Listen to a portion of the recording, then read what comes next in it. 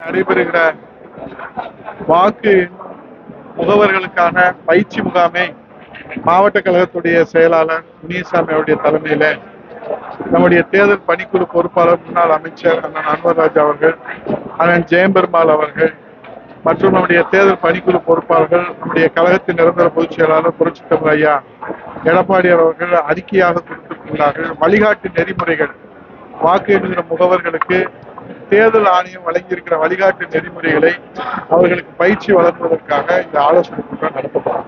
தொடர்ந்து அண்ணாமலை பல்வேறு அதிமுக பல்வேறு கருத்துக்களை வலைதளங்களை பேசிட்டே இருக்காரு. அண்ணாமலை அவர்களை பொறுத்தளவில் அவருக்கு தமிழக அரசியல் அனுபவம் என்பது இப்போ தமிழ்நாட்டு அரசியலில் இருக்கக்கூடிய தலைவர்களிலே மிக மிக குறைந்த அளவு, கடுகளவு அனுபவத்தை வைத்துக் கொண்டு கடல் அளவிலே அவர் பேராசைப்படுகிறார். அதனால்தான் அவருடைய சிந்தனைகள், அவருடைய பேச்சும் அவர்களுடைய அணுகுமுறையும் வெறுக்கத்தக்க வகையிலே அமைந்திருக்கிறது. பாரதிய ஜனதா கட்சி 100 ஆண்டுகள் அனுபவம் வாய்ந்த கட்சி என்றாலும் கூட தமிழ்நாட்டிலே நியமிக்கப்பட்டிருக்கிற தலைவர் என்பவர் அந்த நியமன பதவியில இருக்கிறோம் என்பதை கூட அந்த அடிச்சுவடை புரிந்து கொள்ளாமல் ஏதோ மக்களால் தேர்ந்தெடுக்கப்பட்ட தலைவரை போல, மீண்டும் சொல்கிறேன், கடுகளவு அனுபவத்தை வைத்துக் கொண்டு கடல் அளவு பேராசைப்படுகிற அண்ணாமலையை தமிழ்நாட்டு மக்கள் ஒருபொழுதும் ஏற்றுக்கொள்ள மாட்டார்கள். அண்ணா திராவிட முன்னேற்ற கழகம் ஒன்னும் அண்ணன் அன்பராஜா சொன்ன மாதிரி 4ஆம் தேதி தான் ரிசல்ட் வருது. இந்தியா முழுவதும் 7 கட்ட தேர்தலுடைய ரிசல்ட் எல்லாம் தெரியும். அதிமுகவுடைய ஜாதகத்தை அண்ணாமலை குறிக்க வேண்டிய அவசியம் இல்லை. அது தமிழ்நாட்டு மக்களுக்கு தெரியும். அனைத்து இந்திய அண்ணா திராவிட முன்னேற்ற கழகம் 52 ஆண்டுகள் சேவையாற்றி மனித புனிதர் புரட்சித் தலைவர் தொடங்கப்பட்ட இயக்கம். ஆகவே அனைத்து இந்திய அண்ணா திராவிட முன்னேற்ற கழகத்துடைய எதிர்காலத்தை கணிக்கிற, ஜாதகத்தை கணிக்கிற அதிகாரம் தமிழ்நாட்டு மக்களுக்கு தான் இருக்கிறதே தவிர அண்ணாமலைக்கு யாரும் கொடுக்கவில்லை. அதே மாதிரி ஓபிஎஸ் கூட தெரியும்ல, 4ஆம் தேதிக்கு அப்புறம் தான் அதிமுகவோட உண்மையான நிலைமை தெரியும்.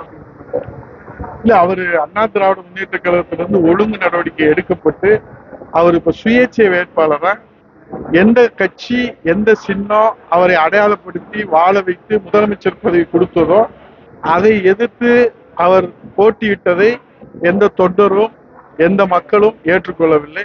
அது இந்த தீர்ப்பு அவருக்கு பாடமாக கிடைக்கும்.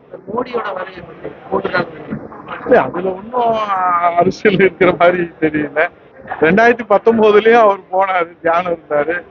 அதனால அது ஒன்னும் பெரிய விவாதமா, நீங்க ஊடகங்கள் தான் அதை விவாதமா முக்கியத்துவமா அதை சொல்லிக்கிட்டே இருக்கிறீங்க. அதுல ஒன்னும் அவருடைய தனிப்பட்ட முறையில அது அரசியல் நிகழ்வு அல்ல என்று அவங்களே விளக்கம் கொடுத்து யாரும் வரவேற்க கூட வேணாம்னு சொல்லி இருக்கிறாங்க. அதனால மக்களுக்கு இடையூறு இல்லாமல் எதை செய்தாலும் அதுல ஒன்றும் விவாதமா பிரகாசமா இருக்கு. எங்க கழகத்தின் நிரந்தர பொதுச் செயலாளர் புரட்சித் தமிழர் ஐயா எடப்பாடியார் தலைமையில் அமைந்த அனைத்து இந்திய அண்ணா திராவிட முன்னேற்ற கழகத்துடைய வெற்றி கூட்டணிக்கு 40லும் வெற்றி பெற வேண்டும் என்பது எங்களுடைய எதிர்பார்ப்பு. மக்கள் தீர்ப்பே மகேசன் தீர்ப்பு. 40லும் பிரகாசமான வெற்றியை கொடுப்பார்கள். புரட்சித் தமிழர் ஐயா எடப்பாடியார் அவர்கள் யாரை அடையாளப்படுத்துகிறார்களோ அவர்கள் இந்திய தேசத்தை ஆளுகிற பிரகாசமான வாய்ப்பு இருக்கு. மக்கள் சேவை தான் எப்பயுமே ஒரே நிலைப்பாடு. அது எங்க பொதுச் செயலாளர் இந்த மாதிரி மூத்த நிர்வாகிகளை அழைச்சு அவர் எந்த முடிவு எடுத்தாலும் ஜனநாயகத்தின் அடிப்படையிலே மாவட்ட கழக செயலாளர், தலைமை கழக நிர்வாகிகள், மூத்த அழைத்து கலந்து ஆலோசித்து மக்களுக்கு, தமிழ்நாட்டு மக்களின் உரிமைக்கு, தமிழ்நாட்டின் எதிர்காலத்திற்கு எது சரியாக இருக்குமோ, காவேரி பிரச்சனை, முல்லை பெரியாறு பிரச்சனை, அதே போல தமிழை வழக்காடு மொழியாக கொண்டு வருவது, ஆட்சி மொழியாக கொண்டு வருவது என்று பல்வேறு விஷயங்கள் இருக்கிறது. இப்ப கூட முல்லை பெரியாறு பறிபோய் கொண்டிருக்கிறது. காவேரியிலே மேகதாது அணை, பாலாற்றிலே அணை, சிலந்தி ஆற்றிலே அணை என்று அணை போடுகிற, அதை தகர்த்து எறிகிற ஒரு உரிமை மீட்பு போராட்டமாக